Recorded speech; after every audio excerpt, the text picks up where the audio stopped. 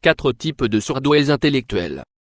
Bien souvent, le type de douance intellectuelle correspond à l'environnement dans lequel nous grandissons, car elle dépend des ressources dont les surdoués intellectuels disposent pour la développer d'une manière appropriée.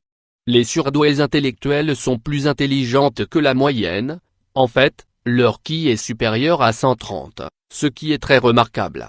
Cependant, bien que nous sachions ce qu'est la douance intellectuelle, nous ne connaissons pas les différents types qui existent. Être surdoué intellectuellement peut se manifester de 4 façons différentes.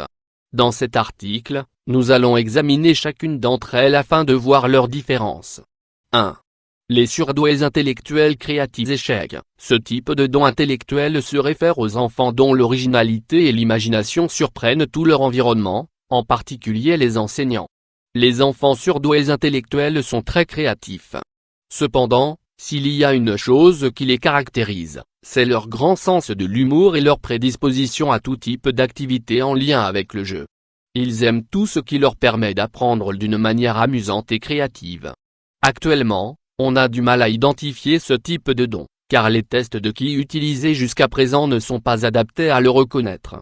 Cependant, il existe un test spécifique pour cela, le Torrance Test of Creative Thinking. 2. Douance privilégiée. Nous appelons ce type de don intellectuel privilégié parce que les gens qui l'ont vivent dans un contexte dans lequel ils peuvent accéder à l'éducation, tout en appartenant à une classe moyenne ou même supérieure. L'accès à l'éducation sur une base obligatoire et parce que l'État l'exige, est un problème pour beaucoup de jeunes qui ne profitent pas du modèle éducatif établi.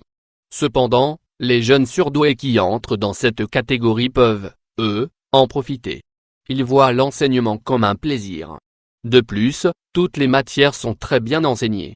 Ils ont aussi tendance à être très productifs, car généralement, ils dorment moins que les autres. Le problème qu'ils ont, c'est qu'ils peuvent parfois se considérer comme supérieurs à leurs camarades de classe ou s'ennuyer en classe parce que tout est facile pour eux. Cela peut les rendre paresseux. 3. Les enfants surdoués avec des ressources rares. Les surdoués intellectuels créatifs. Par surdoués et aux ressources rares, nous entendons tous ces jeunes qui n'ont pas les ressources financières nécessaires et qui ont très peur de l'échec à cause de cette réalité. Ce qui est positif dans ce genre de don intellectuel, c'est que les gens vous sont souvent très chers, parce qu'ils sont souvent humbles, agréables et ont une relation saine avec les autres. Leur don les conduit parfois à devenir des leaders sans jamais se sentir supérieurs aux autres, devenant ainsi un modèle. Ces surdoués intellectuels sont très sensibles et empathiques envers autrui. C'est peut-être pour ça qu'ils s'entendent si bien avec les autres. Cependant, il arrive parfois qu'ils se sentent coupables d'avoir des capacités supérieures à celles de leur père. 4.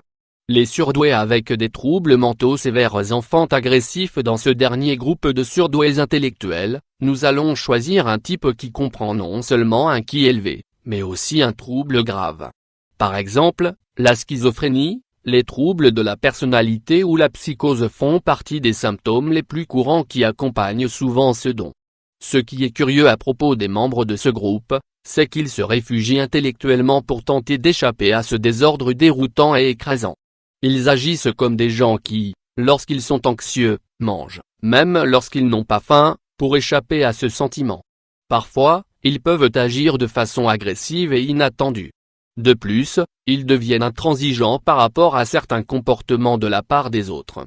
Par exemple, les camarades de classe qui n'assistent pas au cours ou qui font des activités dans une autre matière. La douance est souvent perçue comme une qualité très exceptionnelle, mais elle cause parfois de nombreux problèmes pour les personnes qui en sont atteintes. Leur rapport au monde est très différent des autres. Peu importe s'il s'agit d'un type de don ou d'un autre. Chacun avec ses particularités, ses problèmes, ses avantages et ses inconvénients. Avez-vous déjà eu à faire face à un ou des surdoués intellectuels au sein de votre propre famille? Reconnaissez-vous l'un des types ci-dessus?